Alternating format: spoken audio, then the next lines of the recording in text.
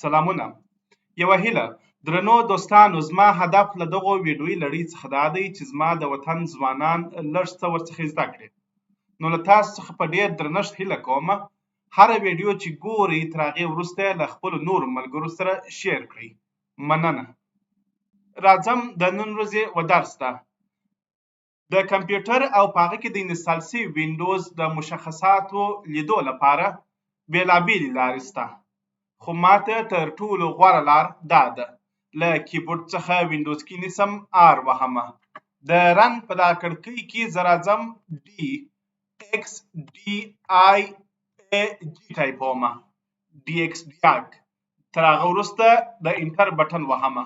کله چې مې د انټر بټن ووهه دغه کړکۍ ماته راځي. په سیستم ټاب کې د کمپیوټر او د اپریټینګ سیستم یا د وینډوز په اړه مکمل معلومات ورکوي چې دا کمپیوټر چا جوړ کړی دی، په کومه ژبه انسټال شوی دی وینډوز، د سیستم ماډل یې څو دی، دغه ټول توضیحات په د اوله کړکۍ کې ورکوي. په دویمه کړکۍ کې ګرافیک، په نورو کړکیو کې د ساوند یا غږ په اړه، او په وروستیو کې د انپوټ هغه هارډویر چې یوه کمپیوټر ته وصل دي لکه USB، ماوس، کیبورډ او نور په اړه معلومات درکوي.